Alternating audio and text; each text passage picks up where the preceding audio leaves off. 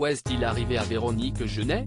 Après avoir incarné Julie Lescaut pendant plus de 20 ans, l'actrice multiplie les polémiques. L'une de ses premières sorties de route remonte à l'été 2012 avec un tweet sur l'islam qu'elle juge dangereux pour notre démocratie. Invitée à s'expliquer sur NRJ12 à la rentrée, la star du pape avait déclaré « C'était une phrase au milieu d'une grande conversation que j'avais avec quelqu'un sur Twitter, je parlais des extrémistes. La peur, elle vient de la méconnaissance ou d'une expérience, d'un danger consent. J'ai donc lu le Coran et je n'ai pas été plus rassuré. Tout ce qu'on voit autour de nous fait qu'effectivement cette phobie existe, parce qu'on voit des choses qui font peur. » Autre prise de position controversée, sa défense du professeur Didier Raoult et son traitement à l'hydroxychloroquine au plus fort de la pandémie, ou encore son soutien à Éric Zemmour lors des élections présidentielles en 2022.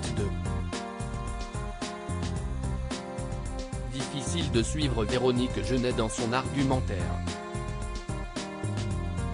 Invitée sur le plateau de chez Jordan, Natacha Hamel ne cache pas non plus sa stupéfaction. Il y a des opinions, quand je les ai entendues, je me suis dit, mais qu'est-ce ce qui lui arrive? Elle est tarée ou quoi? Mais non, si est-il pas ma Véro, ça. Elle ne peut pas dire des trucs pareils. L'actrice qui a croisé le chemin de Véronique Jeunet dans Julie Lescaut évoque le côté absolument débridé de sa consoeur pour tenter d'expliquer ses sorties de route.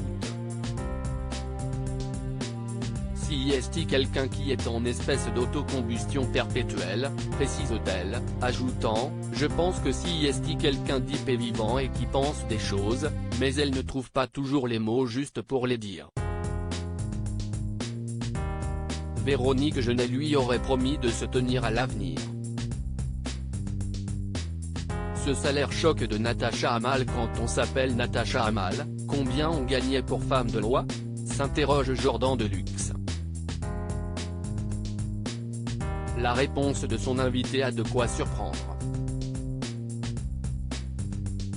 J'ai donné une réponse qui était absolument assez HR chez Mathieu Delormeau, l'animateur de TPMP People, ça ne représentait absolument pas mon salaire, commence l'ancienne compagne de Jacques Stival. Elle poursuit, mon salaire était très en dessous du salaire de ma copine Véronique Jeunet et très en dessous de Mamie Mati et très en dessous de celui de Corinne Touzet. En octobre 2022, Natacha Hamel avait assuré sur C8 qu'elle pouvait gagner entre 12 000 et 14 000 par semaine de tournage, touchant au mieux 100 000 € pour 2 épisodes de 52 minutes.